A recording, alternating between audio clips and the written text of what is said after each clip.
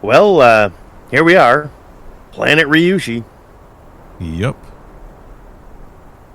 Not, not much to see here, eh? Not really. I mean, there's a lot of bones and xenomorph heads stuck on sticks and things. Lots of dust and dirt. Lots of wreckage from explosions. And some Yautja bodies over there, it looks like. Yeah. Yeah, I'm kind of digging the Old West vibes. It's a nice change of pace for us. Howdy, partners. Oh, are you shitting me right now? Cooler bot, where did you get chaps and spurs? From your closet. Oh, you found those. Tell me, do y'all city slickers like my 10-gallon hat? God damn it. Jesus. Well, I'm gonna go rustle up some rinth. Yeehaw. You know what, man? Let's just get the fuck out of here. Yeah, this was a mistake.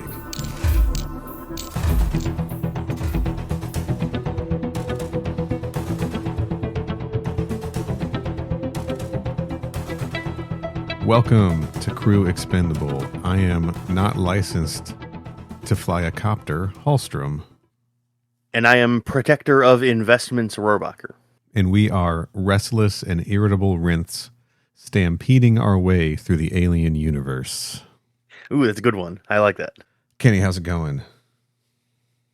Neil, it's going all right. I mean, it's been so long since I've talked to you. I know, right? It's been forever. It has been days and days. Less than 12 hours, because last night, Kenny and I did something very exciting. We recorded the first bonus episode for a bonus podcast feed we are calling Crew Expandable. That's right. The bad pun was on purpose, folks. That won't get confusing at all.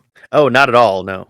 Not even a little. Yes. There's literally one letter of difference between that show and this show name. It's going to be great. It's going to go great, folks. Don't worry. So all those times we've been thanking people for donating to the show and promising bonus content, here it actually is now, and it should be available when this episode releases on an entirely separate podcast feed that is available to anybody and everybody, not specifically just donors, called Crew Expandable, that you should be able to click on the link in this description in this episode and go find it and subscribe to it.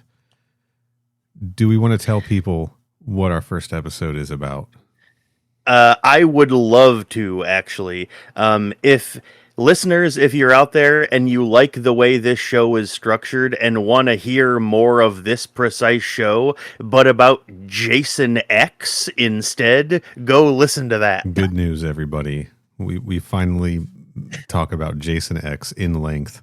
Also, a little bit about Hellraiser. And various other horror franchises. And the Friday the 13th franchise in general by way of Jason X.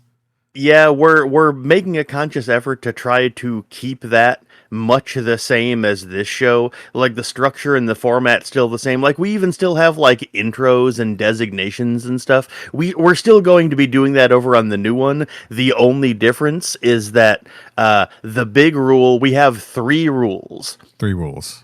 3 rules for Crew Expandable.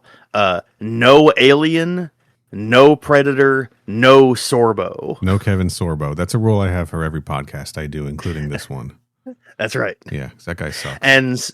And so, yeah, we're never going to talk about anything alien or Predator related, like directly, like part of those franchises on that show, because we're going to be doing that on this feed. That's what the main show is for. Yes, that way this feed stays alien and sometimes Predator, and that feed is everything else. And that feed is going to be primarily driven by donations, but again, available to anybody, whether you're a donor or not. That's right. Because that's how we roll. Yeah, like when donors donate money, it unlocks bonus episodes for everyone, whether you gave us money or not. Yeah, that's correct. We make more episodes when we get donations. Mm-hmm. That's the long and short of it. And also, since we've gotten a lot of donations, we already owe you a whole bunch of bonus episodes. So we're getting to that. Don't worry. We'll get there. Yeah. So don't worry. There's going to be plenty coming in the feed. As we can get to them over the next few weeks. Right now, there's a Jason X episode over there. It's like 2.5 hours long. It is not edited. Hell yeah. We recorded it at midnight last night. So we sure did. From midnight to 2:30 in the morning, we talked about Jason X. You can hear me lose energy as we go. Whereas I am normally up until about 4 or 5 a.m., so I was crisp as hell the whole time. I do have a headache today as we're doing this. I am suffering for my art. As we all do. So you're welcome. You're right, I am welcome. Anyway. Well, I would say in that case then, now that we've gotten that out of the way, do we want to just get right to it? We do, but first, again, thank you to everybody who enjoys our show and has donated over at coolerbot.net. And, here's your treat. Mm-hmm. Yeah. Mm-hmm. Go hear us talk about Jason X and many other things to come over there. Yeah, we already have a pretty good list of stuff we plan on covering for the show, so. Yes. But for now, Kenny, I think we should talk about Aliens versus Predator issues 3, 4, and the 1991 epilogue from Dark Horse Comics. Considering, let's see, I'm consulting my notes, and yes, that is also what I took notes about. So I think it is a good idea that we talk about it. So where we left our heroine, Machiko, last time, she was caught between a rock and a hard place. So to speak, yeah. Yeah. You guys, you've heard the episode, and if not, go back and listen to it. It's a good one. Yeah, it sure is. Yeah, we're not going to recap here. That's not how we do things. We just keep plowing forward. I mean, we've done recaps before, but we're apparently not going to do it this time. It's not how we do things today. It works for me. We're on the planet Ryushi. There's a human colony. There's predators. There's xenomorphs. The xenomorphs are all caked up in a human ship. Oh, they're caked up, all right. The predator heads are all caked up. The aliens are all bursting out of space cows that are inside that ship. Mm-hmm. The Rinths, they're called. Yeah. And Machiko Noguchi here, everyone hates her. And there's a predator there and there's xenomorphs. All right, let's roll. All right. The opening synopsis for issue 3 really made me laugh because it described it as, quote, a predator coming of age right gone wrong. And I was like, did it go wrong though? Because like that's what the seed ships that they launched were like supposed to do. I think it maybe is specifically talking about this one guy. Oh, you know what? I've been reading the quotes at the beginning, right? Because I'm reading this out of the 1991 trade paperback. Yes. We're on chapter 6 in this trade paperback, and the quote at the beginning is, "Never align yourself with a loser." Yeah, that definitely comes into play in this issue for sure. It do. And the loser in question is this young predator warrior who heroically leaps over Machiko to battle the horde of xenomorphs that was charging in on her, as she narrates that maybe it's her connection to the monsters in her nightmares. Maybe it's the fact that this other guy is more humanoid, but she's thinking of the predator as heroic and describes him as a samurai-like and rooting for him. Maybe it's humankind's, innate, need to root for the underdog, etc. Yeah, and then he turns out to be the ultimate underdog because he gets his ass fucking killed by those xenomorphs. Yeah, she comments on his skill as a fighter, but that he, didn't prepare himself for any outcome other than victory, and so he lost. He's technically good, but he's never faced real battle before, etc. And that's why I think that this is the young predator hunting, right gone wrong, right? Yeah, I got you. That's fair. I think it's specifically talking about this guy losing his ass to the See, xenomorphs. I would have guessed that their coming of age right going wrong was like when the doctor like accidentally blew up their ship, so they abandoned their hunt to go kill humans instead. Well, that too, but also they continued on course with their hunt to hunt the xenomorphs still. That's true. You got me there, I suppose. I don't think they were so worried about crashing their car. They know Daddy's going to buy them a new one. That's fair. Right. But yeah, she sees that he's about to get killed, and she's like, I don't want to actually watch him die. And so she like runs off while the xenomorphs are distracted killing this guy. And she's making her way back to the colony and finally gets a hold of Hiroki on the radio. Should say this is when we get the quote, I don't look back. I learned long ago, never align yourself with a loser. Yeah, that also comes back later on in the issue, too. Before she gets back and calls Hiroki, we get a brief moment to check in with everybody's favorite characters, Scott and Tom, who are cocooned up in the colony still. And remember last time we saw them, they were cocooned up with two open ovomorphs in front of them. If I do, yes. Eagle-eyed viewers will see them in this panel as well. Well, what the hell is that noise, computer? Okay, all right. That's not going to do at all. And Tom is like, hey, hello, Scott, wakey, wakey. I think I can get me arm free. In it, Gov. And then Scott's like, hurry the fuck up, man. And then Tom's like, don't be a sticky wicket, right? Yeah. Anyway. That's right, mental, bruv. But they do manage to break themselves free. And they notice that the hive is suddenly very empty, but we see all of the dead facehuggers scattered across the floor. And the queen seems to be taking a nap. Yeah, sure does. Tom's like, what's all this then? Having a little... That's exactly what he's like, that's right. Having a little snooze, is she? I can't think of any other British things to say, sorry. Yeah, taking a little nap, are you? Yeah. But yeah, anyway.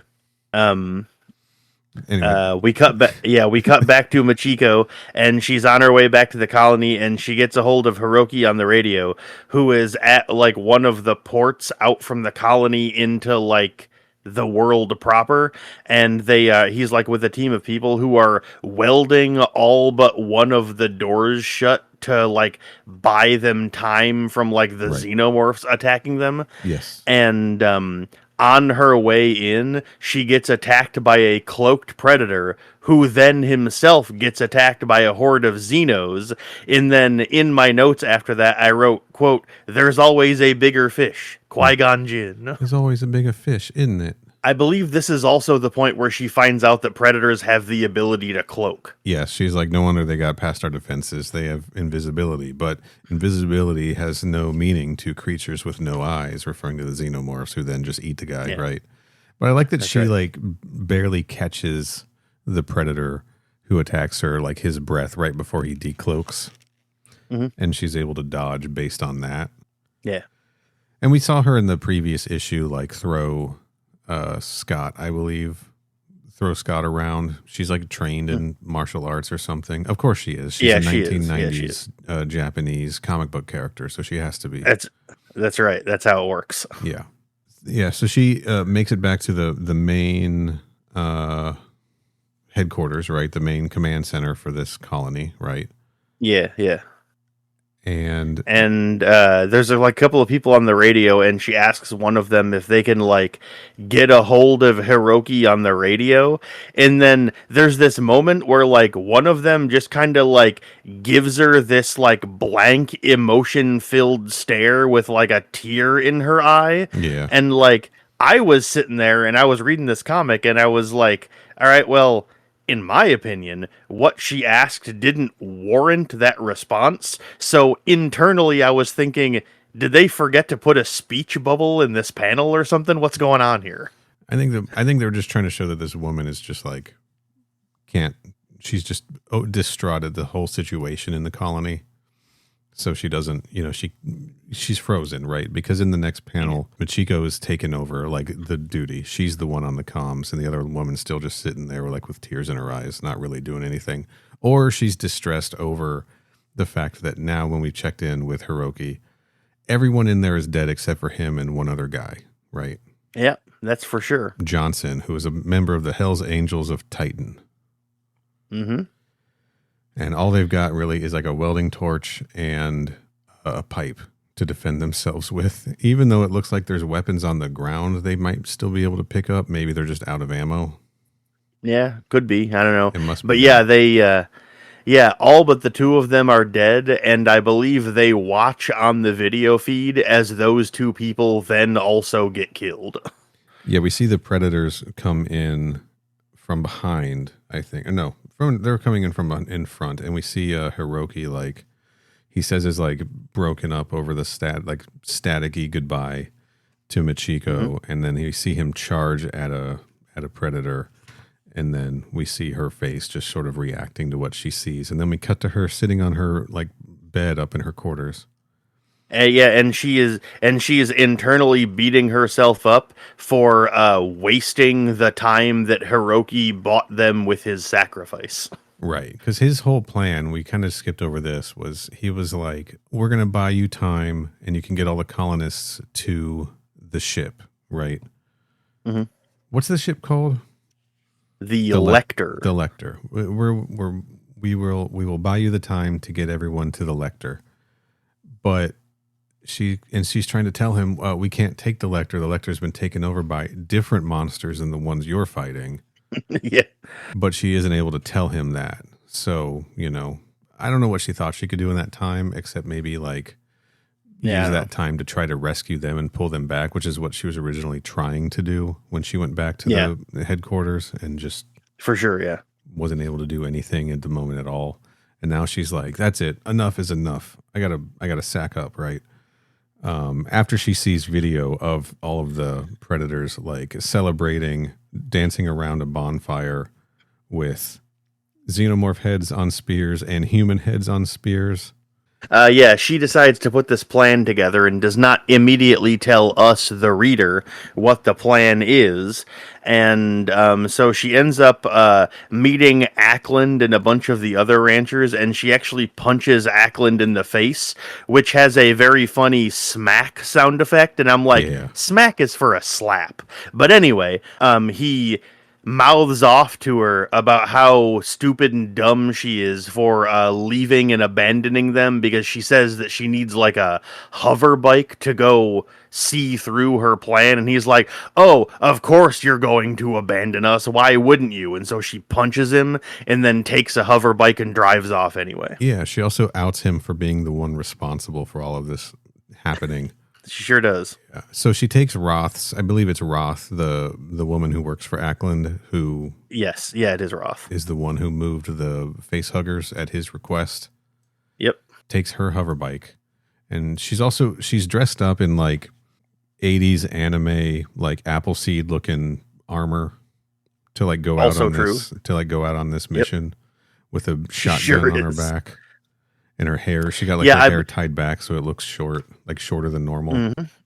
It's a good look, honestly. I'm very into it. It's kind of cool. She's got a katana at her side, or is that just it's got a long handle, so it's like some kind of a sword, not just a knife. I mean, I'm not looking at the page right this moment, so I couldn't tell you. But yeah, she was geared the hell up, that's for sure. Yeah, it's a very cool look. She got her pistol, she got a shotgun on the back, she's taking 10 clips of ammo with her. And she's ready to ride, right? And then she's telling everyone, she's like, if I'm not back here, if you don't get my signal, whatever her mysterious signal is, in 20 minutes, it's because she's dead. For sure. Yeah. Tears out of there. And then this very funny moment happens where she tears out of there, like you said, and as she's driving along, she suddenly goes, oh shit, I totally forgot about Miriam. And so she turns around and drives to the medical place. Yep. Where the woman that like has the Predator like on the exam table, yes, she suddenly remembers her, and so she turns around, goes and drives over there to go talk to Miriam Revna. Got to get the other doctor, right? Yep. So she's like, come on, we got to go. And the doctor's like, what? No, I can't drive a hover bike. Right. And she's like, okay, well, here, take this gun. It has 6 shots. Don't waste them. You'll know who to shoot them at when it's time. They stand around. They look at the captured, I'll say captured, but the hospitalized predator who it is confirmed in this issue or maybe the next issue to be Broken Tusk. This is Broken Tusk. Yes. This is officially Broken Tusk. Yeah. Yep. As we knew from reading ahead on Xenopedia, etc., but we can confirm it for sure in the issues, in the text itself. And then, basically she's like, all right, then here's this rifle. I'll teach you how to use it. I got to go check on those rints. So guard your back. I'll try to come back if I can. And then Machiko leaves, and literally like 2 seconds after she's gone, another predator breaks in and attacks her, and Broken Tusk breaks out of the restraints and attacks and kills that predator, defending Miriam. Well, Miriam's all like pranked. She gets pranked by a predator, right? Because she hears someone calling, Dr. Revna, it's me, Machiko. And she thinks it's Machiko, but no, it's a predator imitating her voice. So she runs and grabs the gun and tries to pull it, and before she can, and the attacking predator draws its claws, and we don't really see what happens right away because Machiko, real Machiko, not voice imitated Machiko, hears the noise and starts coming back. Just as we see Broken Tusk manages to get an arm free and like use a spear to like parry the attacking predator and stop it from killing Miriam right as Machiko drives the glider into the room. Yeah, like through the wall, I think. And like knocks him on his ass. Yep. Yeah.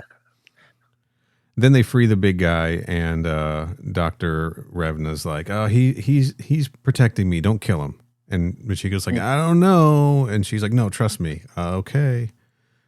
Yeah. Broken Tusk gets loose, puts his mask on, and it is a fucking smackdown between predators for like 2.5 panels. Yeah.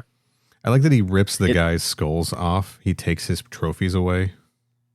He does do that. That's correct. That's a fun touch. And then does the guile flash kick on him. He does also do that. Yes, that is correct. As Miriam, I don't know why that was really funny to me, but it was. Because it's funny because you're picturing Van Damme doing it in the live action movie. I am. That's 100%. Correct. Yes, I am. Yeah, as Miriam and Machiko run away. So then they're like, "Oh shit, we don't have a glider. We have to take a copter." Okay, copter's going to be important. Yeah, they do. They have to get into the copter, and then as they're flying away, we cut back to Scott and Tom, who have finally escaped, only to come across a full-on massive brawl between predators and xenomorphs, just a whole hordes of them just fighting each other together in a big pile. Yep. And I don't know which one is which anymore, so I'm not going to do the voice. It's fine. They don't say much on this page. And then we cut back to Broken Tusk, and he basically fights his way out of the med bay. And then he spears the attacking predator, the young buck, through the head, like chin through top of head. Yeah, he sure does. It's pretty dope. And kicks that predator's ass. And then as he runs outside, he gets cornered by a herd of rints running by and avoids them by jumping up into the air and grabbing onto a metal ladder rung nearby. Yeah. There's a nice page here where we see him flipping through the different predator visions, right? We see like the red and then the green where in the red vision, he can't really see anyone. And then in the green, he sees the predators and the xenomorphs. And then there's a normal vision version, just like our normal panel, human view, I guess. For sure. And then we hear the rumble, rumble, rumble, and we see what Machiko's plan was, which is releasing the Rinths who have been penned up for days or all day under the sun, and they just go stampeding through town. And just crush all of the predators and the xenomorphs. Just run them all down. Yep, that was her signal. Yep. Yeah, she's like, I knew it. These motherfuckers are angry from being penned up all day, and so they're gonna just run. They're gonna do what Rinths do. You guys know what Rinths do. We all know what Rinths do when they've been penned up all day. They stampede. That's right. Yeah, we're gonna pull a Simba's dad on these xenomorphs. That's exactly what's going on. That's right. Yeah. So while the stampede is going by, Machiko and Miriam fly by in the copter and see, as I have written in my notes, because at this point the comic had not yet revealed to us this was Broken Tusk. So I write, anyway, Miriam sees the Medbay predator, and then afterwards in parentheses, Predbay? Predbay. I was thinking Meditor. Meditor is good too. But yeah, they see Broken Tusk and they decide to fly over and save him, and they decide they decide that they are going to fly over and save him, and then to my surprise, that's basically where the issue ends. It is. In the time that the Stampede bought, the colonists have organized and been able to escape town in like giant crawlers, right? Everyone's been able to pack into like giant vehicles, gliders, everything, and get out of the colony safely, pretty much everybody. Ackland has this thing. He's like, I cannot believe that's a whole year's profit going down the toilet. And someone else is like, wrong, Ackland. That's the sound of your ass being pulled out of the fire. Got him. And then someone else comments that like that can't be Machiko in that copter. She's not licensed to fly.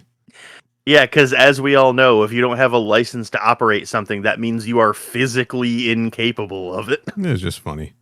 I liked it. And then, Miriam Revna, the doctor, she's insisting that Machiko rescue her patient, the Medbay predator, the Predbay Meditor. The Meditor. I like Meditor better than Predbay. That's funnier. But then the line about not teaming up with a loser comes back in a very funny way right now, because the issue ends with her, talking about how, she doesn't team up with losers, but sometimes the plans change, and she's saying that while staring, like with a panel of her staring at Miriam, which implies that she thinks Miriam is a loser. It's fucked up. I thought it was implying she's like, okay, this predator is about to lose, and now I have to team up with him. But yeah, you're right. She's totally looking at the doctor. Yeah, she is staring at Miriam while she's saying, "Don't team up with a loser." You fucking loser, doctor, trying to save the life of your patient. God damn it. End of issue 4. All right. End of issue 3. End of issue 3. All right. Before we get into issue 4, I did not read credits up top. I want to squeeze those in now. Both of these issues written by Randy Stradley, just like the rest of the series. Mm-hmm. Issue 3 was penciled by Phil Norwood, just like the previous 2 and issue 0. Issue 4 that we're about to read is penciled by Chris Warner. We got a change up in the artists, okay? Mm-hmm. Now, both issues 3 and 4 are inked by Robert Campanella, which is a change up from the previous issues. And Monica Livingston is still on colors. And Pat Brosu still on letters. So a little bit of change up in art credits. I meant to highlight that up top, but here we are doing it now. So we're about to get a different artist, different art style for this conclusion. To be honest, I don't think I actually noticed the art style was different in this issue. It's pretty close. It's similar. Yeah. You can notice it. Yeah, and it's definitely similar. Like it's not different enough that it was immediately obvious, and so I don't think I actually noticed it was somebody different. Yeah, it still fits, but yeah, there is a change up here. Also, the synopsis at the beginning reveals a piece of information that I must have missed from the previous issue, where the synopsis reveals to us that the entire reason that Broken Tusk attacked the other one in the med bay is because that, like, pile of trophies that he discovers that dude had a human skull trophy, and he's like, that is a violation of predator hunting ethics, so now I must kill you. And it's like, I don't remember that happening in the issue, but maybe I just missed it or misinterpreted what they were showing me. It must be something they can build on later. I mean, maybe the skulls, I mean, they attacked Hiroki's men. And they picked up skulls then, right? And they attacked the family. Because these are all... Because remember, Broken Tusk is the leader. He's the more experienced predator, right? Yeah. And then all of these other guys are just like these wild young bucks doing whatever they want, which is probably why they were acting out of character in the previous issue when they killed that family. Yeah. So he is like punishing them, like, we're not here to hunt humans, we're here to hunt xenomorphs, and you guys are just killing humans indiscriminately, and that is not what we do or what we're here to do. And this is where that whole, like, we hunt with honor thing comes in. Because it is not out of, because predators hunt humans, that's what all the fucking movies are about. Every single one of them. Yeah, every movie, yeah. All of the movies. But maybe it's just like, that's not what we are here to do now. So these trophies are forfeit, right? It's not, maybe. Yeah, it does. I can't really necessarily follow the logic 100%, but like the thing that mainly gets me about it is that they say in the synopsis that, like, he got mad over finding this human skull trophy, and I was like, I literally don't remember that happening in the issue, though. I don't remember seeing a panel where he finds a human skull trophy on the predator he fought in the med bay. So I was like, where are they getting this information from? Did I just miss it? Oh, no. Yeah, you must have missed it, because I talked about it. That's when he grabs the bag of human skull trophies off of his waist and tears it away. Oh, okay, gotcha. I guess I just didn't piece together that was him realizing what that was. I thought it was just more like a, you don't deserve these, and just takes them from him. I thought that's what you meant he was doing. Well, that's what I thought too, because I'm looking at it now. He punches him in the face, knocks his mask off, grabs the trophies, looks at them. Then there's a close-up of showing that they're human skulls, and then he flash kicks him. So it's gotcha. It's not so I can read how with that explanation he's mad that they're human skulls. Yeah, I didn't piece together during issue 3. I did not piece together that that's what they were trying to tell me. Like, during the insert shot of them showing it was human skulls, I thought that was just informing us what they were, not that that's what he was specifically noticing. Okay, I gotcha. I'm 100% with you. With that explainer, I'm like, oh, okay, so he's mad that they were human skulls. He wasn't just taking them away as like some kind of a weird punishment or something. He's literally like, how dare you hunt humans on this expedition is what they're telling us is the problem. Yeah, see, the problem is that since predators can't fucking talk, how can we tell that, you know? Yeah. Exactly. It's really hard to base a storyline. I believe we were talking about this in issue 0, how it's hard to base a storyline around creatures that don't have dialogue, you know? Yeah, it's really, So I wonder how much of this, I mean, that was the official synopsis. Yeah. So I'm wondering how much of this stuff gets, because this series was adapted into a novel. Aliens vs. Predator Prey by Steve Perry and Stephanie Perry. So I'm wondering how much that stuff got expanded on in the novel. And I was, if this wasn't an official synopsis and this was more not written by the hardworking people at Xenopedia who are very good about their details and keeping things separate and noting differences between things, but just general fan conversation.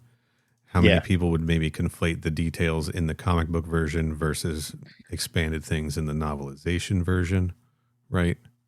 And just mix all of it together, you know?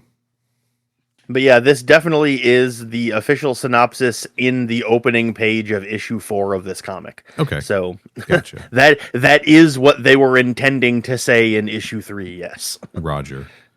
The opening quote in the trade is, "I'll remember you," which is a Sarah McLachlan song. I think so, yeah. I think it's Aaron McLaughlin. I will remember you. Doesn't matter. You know what? I'll allow it. It's fine. Okay. But yeah, we go ahead. Nothing. I will do this at the end. One thing that we haven't done, because I'm reading out of the trade, is talk about the covers. I think at the end we should talk about the covers. Okay. All right. Works for me. So let's jump into the story. Let's keep the momentum going. Yeah, we left off with Machiko being told by Miriam that they need to go rescue Broken Tusk, and so the beginning of the issue is the rescue of Broken Tusk. He's hanging on like the side of like a radio tower that's like in the process of collapsing while xenomorphs are clamoring around it trying to get him.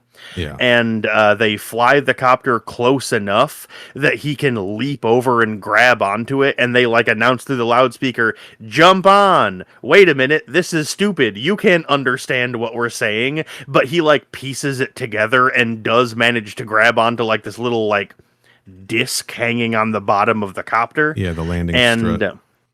yeah, and as they fly away, a xenomorph jumps onto the copter and throws the weight off enough that it crashes into the tower, collapsing it. And the copter spirals out of control and crashes right next to Tom and Scott, who are like, watching the battle as it ensues. Blimey. That's right. Right. And real quick, generally this book has been very well laid out. The panels, the pages, everything. Pretty standard layouts, but very well laid out.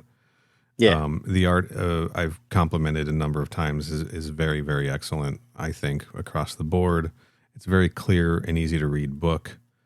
This first page with this different artist changes things up a bit, and I really, really like it. The way that the first page has like the satellite tower like on the left with the Rinths running on it, across the bottom of the page, and we see like a faraway shot of Broken Tusk on the tower fighting the xenomorphs, and then we get two panels kind of overlaid next to each other, filling up the rest of the space closer up of him fighting the xenomorphs, and then the ladder breaking away.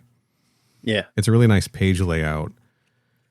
Very dynamic and sort of cinematic, especially because you have the xenomorphs kind of like breaking out of the frame and the art bleeding into the gutters. But yeah, I really like it. This comic very rarely did that in previous issues where like the art extends out beyond the panel. I thought that was really fun when the comic did that. Yeah, this issue does a lot of that sort of stuff. But my issue with this page is it breaks the 180 rule. Where we flip-flop sides of the satellite tower. The 180 rule in a film? Yeah. Yeah. This page I don't think I noticed that it did that, but I believe you. Yeah. It's not a real criticism. I was just being a pedant. I'm just being pedantic. But that's fair. But yeah, this last issue does a lot of this, especially, and then when we fast forward here, as you said, they announced to the Predator, grab the strut, we'll take you to safety. And he manages to do that. But then they end up crashing into the tower anyway. The crashing pages also very vibrant. The coloring is very vibrant. Tom and or Scott's head breaking through the panel. The way this whole crash plays out, again, very nice page layouts. This whole section, just good, exciting, dynamic pages for this last issue. And so, Tom and Scott, like I said, they're standing there when the copter spirals out of control and crashes on the ground. They're like right nearby, and the two of them run over and manage to pull Machiko out of the crash. But when she asks about Miriam, they're like, you were the only person in there. And she turns around to go and try and find Miriam, and Broken Tusk walks up holding Miriam's body. Apparently, she died in the crash. And he says, in his recorded voice, grab the strut, we'll pull you to safety. I got a question. Do you think All right. he obviously didn't understand them say, grab the strut, we'll pull you to safety. He just saw, I got to get off this thing. I'm going to jump and grab onto that thing and, see how it goes. Yeah. But they're like inferring like, oh, he must have understood. Right. Like it's kind of fun to think like, is he actually understanding what's going on with these humans, or is he just sort of along for the ride and it's working out? Me personally, I think it's funnier to imagine that he does not. Yeah. And that things just keep on working out as if he can understand them. That's a lot funnier to me. Yes. We also see when in this picture of him standing there holding her body, we see that he's got this xenomorph head stuck in his armor. And it is insanely small. Like a part of his armor. Yeah. That's it's like mounted right on the chest, yeah. That's the head that they've been picking up and being like, what are these things? Do you think these things could be related to those things in the lab, right? Yeah. It goes on his chest. Yeah, it's really fucking small too. It's really funny. This is how we identify him versus the other ones, I guess. Yeah, because he the way we were supposed to identify him before was he has a broken tusk, but check it. He's wearing a mask now and will have it on for the rest of the issue. His armor's different too. He's got like spikes coming off his shoulders and things. But we're not going to get too many other Yautjas. I'm sorry, guys. I think Yaut just sounds dumb still. I also really like how you said it Yautjas, because I always assumed that Yautja was its own plural. Maybe it's Yautsja. Yautsja. I like that a lot. That's Maybe good. That's the plural. Yautsja, like Whoppers Jr. That's right. Yeah. Anyway. I love it. Love it. So the survivors now, the team is Machiko, Tom, Scott. Shout out to Tom and our listener, Scott. And Broken Tusk. Shout out to our listener, Broken Tusk. And we are told that they are the only living things that are not xenomorphs still left in the colony. Right. Everybody else got out. Thank God. Yeah. So they're back in Command Central because there's only one entrance there. They welded everything else off, right?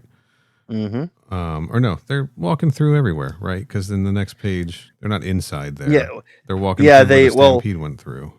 Yeah, they come across the remains of the stampede and they pause for a second while BT like grabs some weapons and like gears up a little bit more. And then they suddenly get attacked by some more Xenos, and Machiko helps him kill one of the ones that he's like in the middle of fighting. Right. And then after that, they head inside, locking the door behind them. She comments on how he fights much better than the other one. She saw how he's much more experienced and like knows what he's doing. Right. And pieces together that he's probably the leader of them, yeah. And then she pulls an Indiana Jones and just blows one away. And she's like, sorry, we don't have time. We got to go. Yeah. Right. Yeah. And he doesn't seem offended by it. You think that would be offensive to a Predator clan leader. Yeah, who knows? Steal a kill from him, right? Yeah. Especially if a human stole a kill from him. That's right. I guess he is already thinking pretty highly of her, I suppose. I guess so.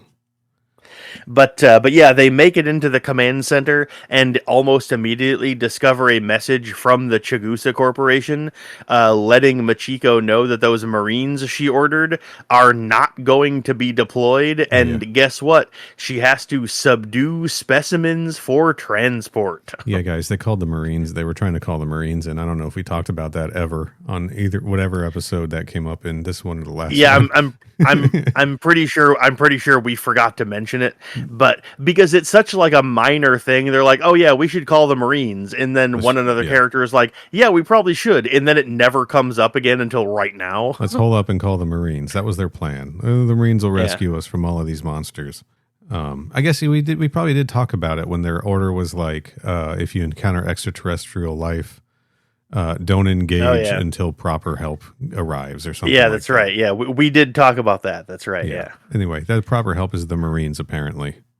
And they're not coming. Yep. And while they're trying to figure out what to do, suddenly Tom dies via chestburster. Yep. And Tom's like, when well, maybe we could. Oh, me Tommy. Oh, bruv. Oh, too much blood pudding. and then it pops out of his chest, and the predator immediately goes, "Oh shit!" and slices it in half with his hand claw. Yep. And then R.I.P. Tom. this is And hey, shout out that's to right. Tom. R.I.P. Tom. Yeah, shout out to Tom. You're dead now. Congratulations. Also, I'd like to mention to the listeners something that Neil already knows because I told him this off mic. At this point, the next page in the comic was not in the scan that I read, so I just completely missed the next page of stuff that happened. But you've got filled in. You went back and found it. I did, yes. Yes. But yeah, he, like I said, BT slices the chestburster in half, and then after that, they put together a plan to basically, or they start to put together a plan to take back the Lecter, and the plan to take back the Lecter is take back the Lecter is their plan. Scott's realizing, like, fuck, I'm going to die too. I was with him on the Lecter. I got one of those things inside me. Oh, shit. Machiko's like, hey, Scott. Hey, Scott, buddy, Scott, hey, Scott, chill. All right, look, help us. We need you. Help us. We got a plan. Let's make a plan to blow them up. We got a plan here. We need you on this plan, and then you'll get your revenge, and then I'll make it easier on you. You know what I'm saying? Mm-hmm. She holds out a gun. She's like, I'll make it easier on you. Yeah, and that right there.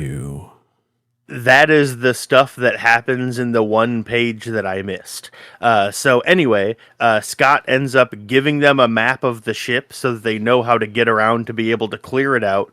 And then just like Tom did before he starts dying, or before he died, Scott also starts coughing. And so Machiko pulls out a big gun and off-screen blows him away with it. Broken Tusk plays back her audio of her saying, I can make it quicker, easier for you. And then she's like, no, I made the promise. I'll do it. And he gives her his giant Predator pistol. So yeah, her version of quicker and easier is to apparently just atomize him with a Predator blaster. That's right. Just blow. Yeah, so this wasn't a respectful death. This was, I'm going to absolutely blow you apart to the point that your remains will not be able to be identified. Well, she also wants to kill the chestburster too, remember? I know. But just shooting him in the head isn't going to do it. It still feels disrespectful, you know? I thought it was funny, so it's all good. It is funny, but but in the reality of the situation, you know? Yeah. It's just, I mean, I get it, right? Anyway, after that, we cut to the colonists. We cut to outside where the big group of colonists have all started turning on Ackland, who this entire time he's still bad-mouthing Machiko and all of the decisions she made. Yeah. And then everyone else is like, hey, wait a minute. She said it was your fault. Roth is saying it's your fault. And he's like, well, I guess technically it was, but still. They're like, you better pray she's still alive when all of this is over, you motherfucker. Turns out you suck and she's cool. We had it wrong this whole time. That's right. Yeah. Even Roth is like, it's you the one who sent me and made me do all this stuff. And they're like, screw our investments. We've got families. Mm-hmm. Fuck Roth. Or no, not fuck Roth. She's all right. She turned out all right. She didn't know what she was doing. Fuck Ackland. Yeah. Ackland, yeah. Flying A, right? Stands for flying That's asshole. Right. Got him. Roasted. He's not going to be recovering from that one. No way. Yeah, Texas oil baron ass MF. Got him. And so we cut back to Machiko and Broken Tusk, who, again, are the only two non-Xenos still in the colony. And they actually descend into the Lecter proper and are fighting their way through the bridge because they need to use the ship's comm system because the colony's is out, because turns out that tower they took out at the beginning of the issue, that was like the radio communications tower for the colony. Yep. They can't remote do what they're trying to do, so they got to get on to the Lecter. So here they go. Fortunately, most of the xenomorphs had left the Lecter to attack the colony and gotten trampled by space cows. That's right. So while they're adventuring through the Lecter, they actually come across an escape pod, and she has Broken Tusk stay there and guard it, which is good because as he's doing it, some xenomorphs come up in the panel, and while he's doing that, she runs off and decides to remotely disengage the like barge that the Lecter is towing, and like pilots it to drive into the colony and destroy it all.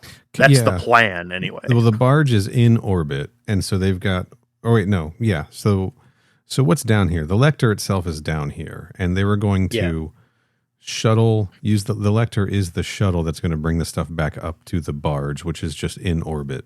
So they're just going to crash the barge into the Lecter.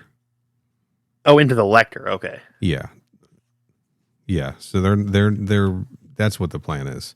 Because I was a little bit confused about it too, but that's just you and me, or maybe I won't project this on you.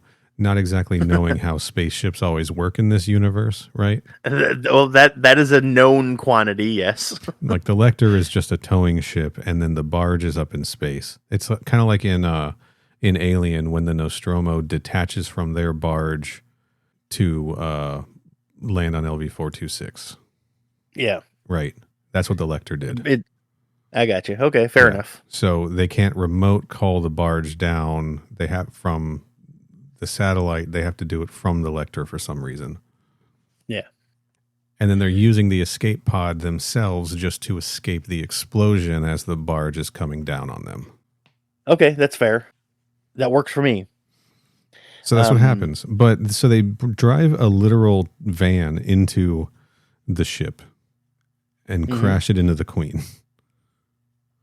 Because she comes back to the escape pod, and just as they're about to launch off on it, the Queen shows up. Let's back up. They drive a van. I thought this was the part you were talking about. Okay. No. At the beginning of their way to get into the Lecter is to drive a van into the Queen. They drive it into the ship and crash into the Queen. I just want to highlight that. I just want to talk about that. Okay. Did we talk about it already? I mean, we didn't, but I must have accidentally missed this panel because I don't remember that happening. I believe you though. Yeah. We see the inside of the colony. We see the Queen. We see a van crash into the ship with a KRASH and slam into the Queen. Then they hop out and they start blam, blam, blam, boom, shooting Xenos as the Queen is like out. And then they start making their way through. They find the escape pod. That's where she tells Broken Tusk to hold the fort. She finds her way to the bridge, shoots a couple more xenomorphs, puts in the disc, calls down the barge, targets the Lecter. We cut back to the Queen, who is waking up after being hit by a literal van. Queen throws the van away. Just throws it away. Starts charging after finds Broken Tusk, starts attacking him. He cuts her in the neck. She smacks him in the face with her tail. His neck cut to her made her bleed. Or no, maybe that hasn't. Maybe it did make her bleed, but not yet. Machiko shows up, says, "Hey, mama, give it a rest." Starts shooting her a bunch. The acid blood splatters everywhere. It got on Broken Tusk. They get their way inside the pod. She puts him in a chair, gets in a chair. Queen has followed them into the pod halfway through the door. He cuts one of her fingers off with his claws. It's the last defense he has right as she hits the launch button. Door closes, cutting off Queen's head. Her head, yeah. Cuts off the Queen's head. Yep. I just like to clarify that entire fight scene that you just depicted between the two of them, like when she wakes up after getting hit by the van, Yeah. that must also be a page that was not in the scan I was reading, because that was all brand new information to me that you were telling me about right now. Holy moly. They launch up into the air right as you see the barge coming down, burning, through the atmosphere. Huge full page of it crashing into the Lecter. Gigantic explosion. Yeah, full page explosion. Pretty cool. We cut to the desert where the escape pod has landed because they didn't go into orbit, which is fortunate because I was thinking that door's got to be burnt up with acid. They cut a fucking xenomorph head off with it. That whole thing's got to be rotting away with acid. How are they going to survive this? Well, they didn't. Yeah, see, it's funny you say that because right around this point was when I finally went, I've noticed that xenomorph acid blood doesn't really seem to be a thing much in this comic. This is the only time xenomorph acid comes into play, is that it is what is currently killing Broken Tusk, and it is what Broken Tusk is about to use to bleed Machiko. That's right.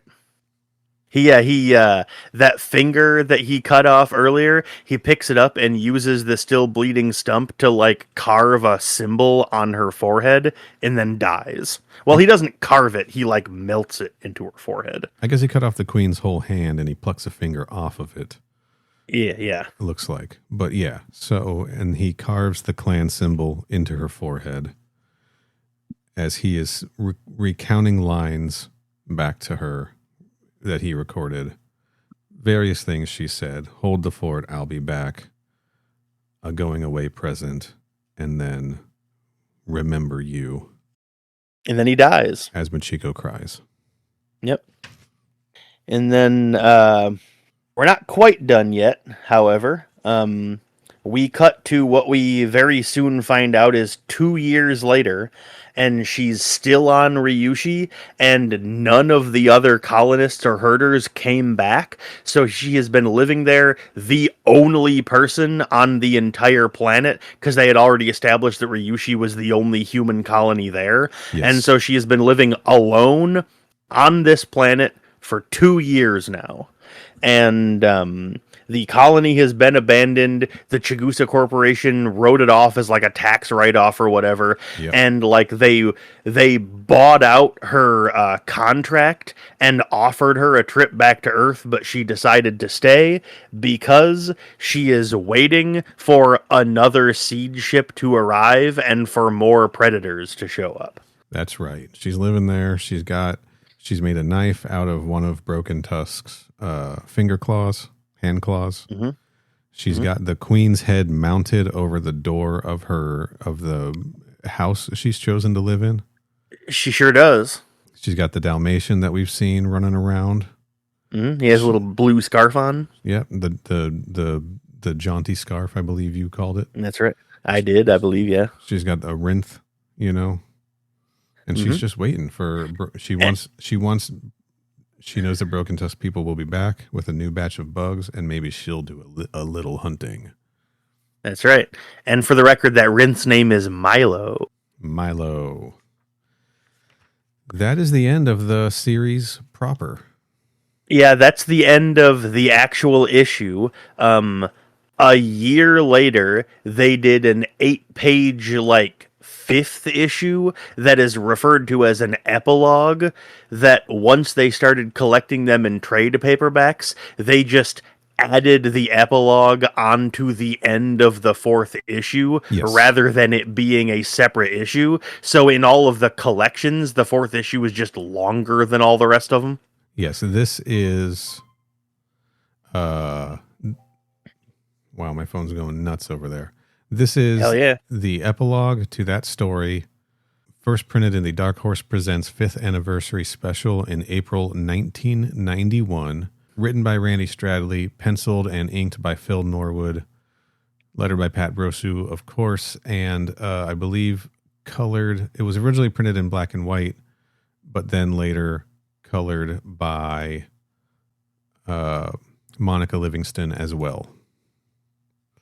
And if memory serves, I believe this issue is technically just called Aliens vs. Predator. Maybe. Like Epilogue or something like that. The quote for my trade here is trophies. Okay, fair enough. Chapter 8, final chapter in this collection, trophies. So yeah, we see that dog, and the dog is just like snoozing outside on the front porch, and they hear a noise, and the dog goes crazy and starts barking, and she like comes outside to investigate, and then seeing something fly by, she pulls out that little knife and cuts off the long braid that she has, which poofs out her hair and making it look kind of like predator dreadlocks. Yeah, it's just sort of, I mean, it goes back to short from what I recall, and then by the end, she's got more of like predator braids. I like this shot before we get into it, seeing just at night her home here. We see in the foreground just silhouetted heads on pikes, xenomorph heads and stuff on pikes, and the queen head still tied up over top, and a little sign that's torn that says "Wipe your feet." You know, Yep, it's pretty clever. She's got a tracker that is going off, and she sees that they've landed, and she's like, "They've returned." Right. Well, specifically, what she sees is one of the seed ships again. Yes, she sees one of the seed ships, like the ones that were putting down like the lines of ovomorphs. Right. Not to be pedantic, but they've returned line is before she's seen the seed ship. That's fair. But yeah, basically she sees the seed ship and then watches it self-destruct into just like a pile of ash. And then she goes, "Oh, that's why we never found any evidence of how the eggs got here in the first place. Okay, got it." And that like ties up like a very minor plot hole that never even occurred to me from like issue 0 or issue 1. Yeah, same here. I was like, no wonder. Because that was a big ass ship dropping eggs. You think they would have found evidence of that? So when it self-destructs like a motherfucker. Then yeah, it sure does. And then we see the Predator ship land, and they come out, and like the group of them is investigating around in like the desert area, and they find a dead Rinth with its chest caved open from the inside, and they immediately get attacked by a xenomorph. Yeah. I like first, before we get there, I like that Milo is like her horse. She rides Milo. She even has like a saddle for it. She's got a saddle on him and everything. And then she like takes the saddle and stuff off, and she's like, "Go home, Milo. You don't want to be around for the next part. You can keep him safe from the facehuggers. That's a good idea." And then we hear her talking about, she's like, "I don't know what kind of reception I'm going to get," but she says she owes Broken Tusk's people some kind of explanation. And doesn't want them to think that he was a failure is also how she phrases it. Yeah. Which, all right. Okay. Sure. Cultural appropriation. Anyway, yeah. So one of the Predator guys gets attacked by a xenomorph. He's struggling a little bit, and then bam, xenomorph's tail gets cut. Xenomorph gets shot. Acid plays no part in any of this. A bunch of other predators come running to his aid, and we see Machiko there. She's got her braids. She's got her hair kind of in a top knot. Look at that. It matches top knots. Yeah, I was going to say, and then the predator that comes up to look at her, turns out this is Top Knot, who I believe we haven't seen since issue 0. Yes. Yeah. And she's like, "Mind if I tag along?" And then her monologuing is, "This is where I see if Broken Tusk's, quote, going away present carries any weight." He walks up to her. He walks up to her and stares at her and looks at the marking on her head, and they kind of stare at each other for a couple of seconds, and then there's a big, wide, full-page panel of her fighting alongside the Predators, now that she's like a member of their tribe along with them. "If I don't end up a trophy on somebody's wall, maybe I'll get the chance to pick up a few trophies of my own." The end. That's the end. That's how the epilogue wraps up, and the first Aliens vs. Predator story is done. All right. Looking at our recording time here, we these moved a lot faster than issues 1 and 2. Yeah, we knocked this out a lot quicker than I expected. Super action packed, right? That's a big part of the reason why. Yeah. A lot less people talking, a lot less getting to know people. Mm-hmm. What did you think of this half and the series in whole, having read this half? I liked this half more than the first half. Okay. Just like I suspected I would on the previous episode, I was like, a big part of the reason I didn't really like the first 2 issues that much was because it was all setup. And I believe I even said on that episode, but now that we have the setup getting out of the way, the back half is probably just going to be mostly action, and I might end up liking that more, and I did. Nice. So the series as a Yeah. whole, how do you feel about the series as a whole? The series as a whole, I didn't love it, and I do still maintain that I think it's slow going at the beginning, but I think by the time I was like over with the comic, by the time I was done reading it, I think I ultimately liked it more than I didn't like it. It was like not a 50-50 split. Like I said, I still didn't love it, but I think I found more stuff to like about it after I read the second half and like knew where it was going, you know? Okay. All right. So generally you enjoyed it. But I mildly enjoyed it. Okay.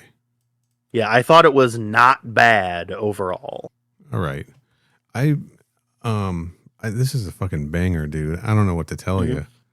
Yeah, that is something that I was thinking about earlier about what it is about this comic and Outbreak as well that just didn't really do it for me.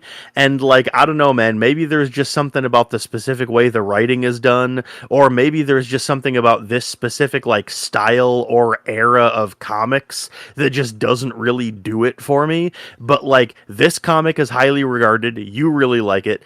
Outbreak, everyone loved to the point where that went through like 6 printings or something, and I didn't really like that comic that much either. And so yeah, maybe there's just something about the style or the writing or just this period of comic books that I'm just not that huge a fan of. I don't know. I thought this was great. I don't know. I might like this better than Outbreak. I think I probably do. If nothing else, I would reread this before I would reread Outbreak, because Outbreak gets a little Wacky. Wacky, but not fun wacky, right? Mm-hmm. Yeah. I don't know. Maybe I should reread Outbreak. Thinking about it, I don't know, man. I just thought that this was I highlighted a couple of complaints on the last episode. I don't really have any complaints about it this time. Those couple of issues that I had, criticisms I had last time, weren't enough to ruin my enjoyment of the book. I still think that the pacing of the entire series overall is pretty fantastic.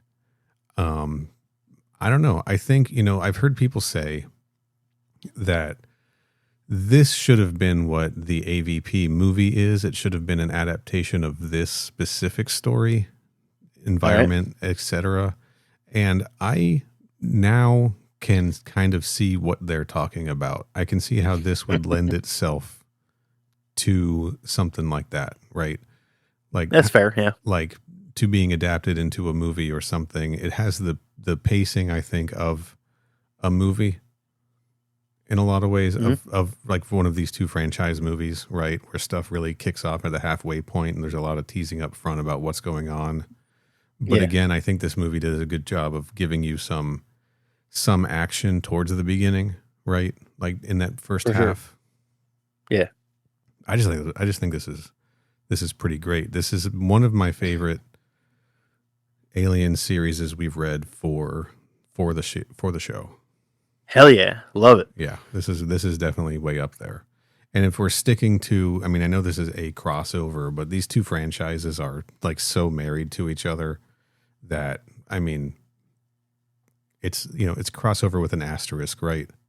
Because there's it was a shared universe.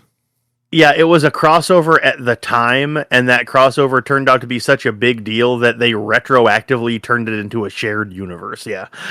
Yeah. So like I can't put it in the context of like I'm not sticking this next to Judge Dredd versus Aliens or Yeah. the Witchblade Darkness, whatever. Yeah, this is a different thing. Like we've established before that AVP is like a franchise that we have like, that we talk about on the show, Yeah. and this is like the origin point of that. Yeah. So when we're talking about, I'm gonna fit this in with your standard sort of Alien and comic series that we've read, instead of with the crossovers, is what I'm getting at. And this Yes. is among the top, if not, Hell yeah, if love not maybe at the top. Cool. Yeah, I had a great time with this. I think it is so good, in fact, that I am very confused that Aliens versus Predator 2 is a 14-part comic book short story series that only was published in the Dark Horse Insider and the Dark Horse Insider magazines. Is it literally called Aliens vs. Predator 2? Is It that is. actually what it's called? Okay. Yeah. For whatever reason, I thought AVP War was the follow-up to this, but okay. War is the novelization. Oh, okay, got it. Yeah. Of AVP 2? Oh, here we go. Hold on. There is something here. May 95, the original story was collected and released as issue 0 of Aliens versus Predator War. So there is a comic book series called Aliens versus Predator War as well. A 5-issue limited comic book series published by Dark Horse. So yeah, it says here AVP 2 serves as the prequel to the 4-issue series AVP War. That's what it says. interesting. Very confusing. Yeah. All right. Well, there we go. And then Sure. War was adopted as a novel of the same name by S.D. Perry in 1999. Okay, we got that sorted, guys. Okay. As always, shout out to Xenopedia. And Yeah, I'm literally looking at it right now. Love it. Cool. So issue 0 was published in 14 installments in Dark Horse Insider. Which means it must have been like 2 pages at a time or something. That seems wild. Yeah. All right. Okay, so War was the follow-up. War was technically the real follow-up. Yeah. Yeah, that's the rest of Machiko Noguchi's story. Okay, cool. Yeah, look, I mean, I'm not reading it, but looking at the plot summary of AVP2, it is literally like a paragraph and a half long. So, yeah, that leads me to believe that it is like since you said they reprinted it as issue 0, even though it was in 14 parts collected, that means it was only the length of one issue. So it was probably only like 1 or 2 pages per part. If I had to guess. I understand now. We got it. Okay. That's my guess, anyway. I'm with you.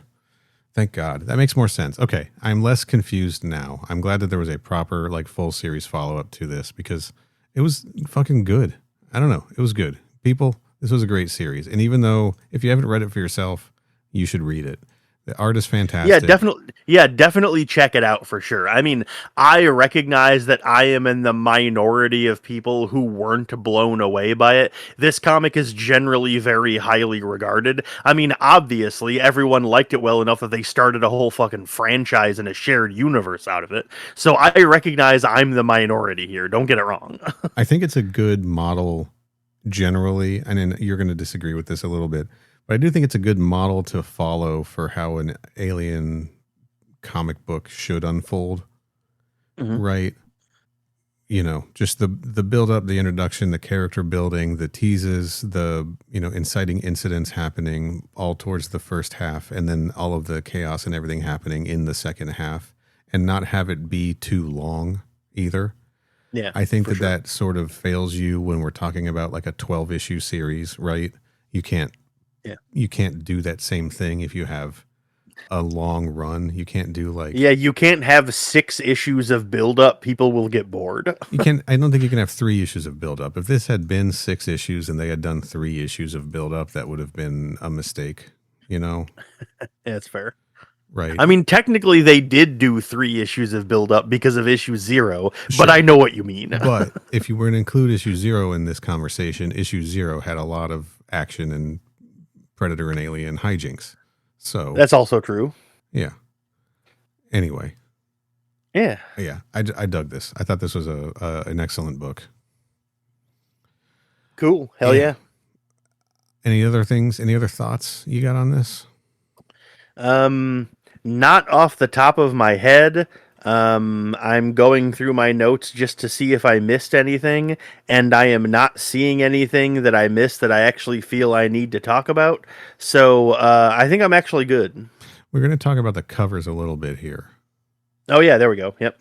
Let's talk about the cover for issue 0. It's a Mike Mignola cover. It sure is. It is insane in retrospect that I did not mention it in the issue 0 episode, but my guy, that is absolutely a Mike Mignola issue or art. Like I can tell from a mile away. I have read so much Hellboy, my guy. Yeah, he's got I can tell that it's his art as well. He has an extremely distinctive and unique style, complementary. And this is a very cool cover. I like, so it's a xenomorph on the left, kind of, rising over a crouched predator on the right who is stabbing the xenomorph through the chest with a spear. The xenomorph's tail is wrapping around the predator in the foreground. And then there's a bunch of space bamboo sticking up all around them with an orange and yellow background sky. Mm-hmm. Yeah. It rocks. It rules. Mike Mignola's art is, a specific style. Yeah, he's the GOAT for a reason. Yeah, it looks like the way he would draw a xenomorph and a predator. Predator's got his mask off, right? Yeah, sure does. Because he wants to show those tusks. That's right, baby. Yeah, a very cool cover. If there's one thing that Mike Mignola loves to draw, it's weird monsters. And I bet being asked to do the cover of that issue, he's like, oh boy, a weird monster, let's go. 2 of them? Hell yeah. Yeah. So issue 1, 2, and 3 have covers by Phil Norwood. Issue 1 is the Predator ship landed.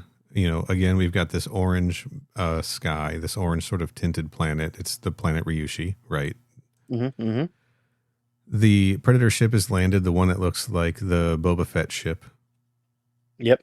With the door down, and it's glowing green inside as predators are walking out, and one predator large in the foreground holding his spear. I'm not crazy about this cover. I don't like it either. It's weirdly colored. Not only do I not think it is a good representation of the comic, but I think the actual art style and like the way it's drawn just isn't really that great. It looks kind of like flat and like oil painting-y. Yeah. And it's like there's nothing wrong with that necessarily. I just don't think it fits the vibe of the comic very well. All of the edges are very soft. Yeah. All the edges are very soft, but then things are like weirdly angular and boxy at times too. Yeah, everything's kind of like rounded and bulbous unless it comes to a point. Yeah, it just looks kind of weird. I'm not really a big fan of the style. I don't think it really fits that well. Is there a xenomorph represented anywhere on here? Not from what I can tell. No, there isn't. Yeah, I'm not a big fan of it. The issue 2 cover, however, pretty dope. Yeah, that's pretty fucking slick. I'm not gonna lie. That's really good. That is way better than issue 1. Mask off predator, his face being grabbed by 2 xenomorph hands, like he's wrestled to the ground by a xenomorph with the tail coming down towards his head. Yeah, it's like a close-up shot of Broken Tusk with xenomorph hands on his face, pinning him to the ground. Hey, there's his Broken Tusk. It is him. Yeah, this is dope. It's really good. It's like really good. I actually really like it a lot. I like it a lot too. We're on issue 3 now. Another Norwood cover. General, Predator standing over a downed xenomorph while another xenomorph is leaping down to attack him. Just a general action shot. It's fine. Yeah, pretty cool though. It's pretty cool. Yeah. I mean, it's not as visually interesting as the issue 2 cover, but it's pretty cool. I mean, the xenomorph looks good. This would get my attention on the newsstand, right? On the shelf. If I wasn't aware this series was happening, this would grab my attention for sure. This would have been issue 1. I would have been like, hell yeah, I'm grabbing that, right? Mhm. But if I had just seen issue 1's cover, I would have been like, oh, it's another Predator book. Because even the Aliens font doesn't jump out real strong on that first cover. Yeah, for sure. Issue 4. We've got Noguchi back-to-back with Broken Tusk. Looks like they're duking it out as a whole bunch of Xenomorph tails are closing in on them from the top. Yeah, she's holding what looks like a shotgun and a pistol, and she's back to back against Broken Tusk, who's holding like a big spear. And then you see the tips of a whole bunch of Xenomorphs' tails surrounding them, like that poster for John Wick Chapter 2. Nice. Yeah, that's what it looks like. They're in the center, surrounded by a big ring of Xenomorph tails coming at them from off screen. Yeah, the one thing I'll say about this cover, spoiler alert. Yeah, sure is. I like it, though. Yeah, it's pretty cool. Yeah. Okay, so those are the main covers for the series. There's one more I want to highlight here. All right. So this is the cover to the 1991 collected edition. This is what I stared at for so long here. Mm-hmm. This is the sickest comic book cover I've ever seen in my life. It's pretty sick. Yeah, I'm not gonna lie. It actually is pretty badass. This is a Predator. This is a stormy sky going from yellow to orange to like dark gray clouds in the background. A Predator crouched over, pinning down a Xenomorph to the ground by his chin, his claws raised up, blood spraying off of them after having just sliced that Xenomorph's arm off. The Predator is maskless. This is Broken Tusk. You can see the Xenomorph head on his chest from his armor. The Xenomorph's got his other arm pushed against his face. And that severed arm is lying on the ground in the foreground of the image. Yes. It is pretty sweet. And the Xenomorph's tail is raising up behind him. This was just so fucking cool when I saw this. That is pretty fucking sweet. Yeah. I want this as you were correct. I want this as a poster. It's awesome. I just love it. Yeah, for sure. Yeah. I am probably going to try to make, if I can crop this correctly, try to make this the artwork. Hell yeah. For the episode because it's so dope. We'll see if that works out. Anyways, generally good covers for this series. I'm sure there have been a number of others because of reprints and re-releases, variants, etc. But yeah, those are the main ones. So yeah, again, I think this book is stellar. I think it was a great read, a fun read. It is a little, the first half is a little bit of a slog, but I think the slog is worth it. That's fair. Yeah. Yeah. Hell yeah. Anyways, that's all I got, Kenny. Yeah, I don't think I have anything else. Should we wrap it up? Yeah, let's do it. Okay. Our next episode will be on TBD. We're going to talk about it off air. Yep. That's for sure. We definitely, for whatever reason, we recorded this episode without knowing what we're going to do next. So we'll figure that out when you do. Reasons being, I am still in the middle of my, major crunch time deadline stuff at work. So I haven't had a whole lot of time to do extra planning, which is also why we recorded a bonus episode at midnight last night. Also true. Yes. Yes. So go check that out. Hey, go listen to our Jason X bonus episode on the Crew Expandable feed. That's right. You see what we did there? Yeah, you do.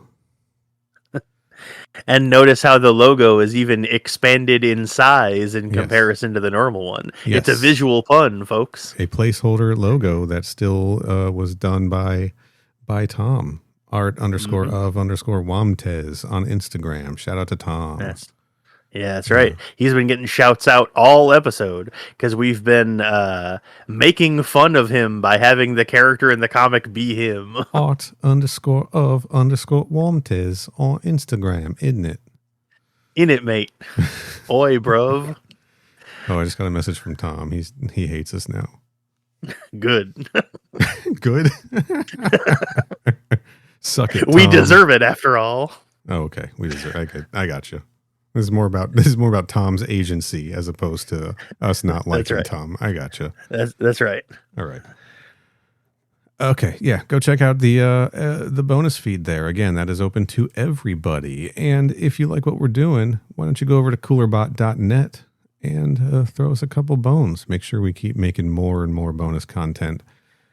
Yeah, it'll be a good way to get more bonus episodes. And I just want to make it clear, everybody, we are taking on doing more content, more podcasts, but the Alien Show is still the priority.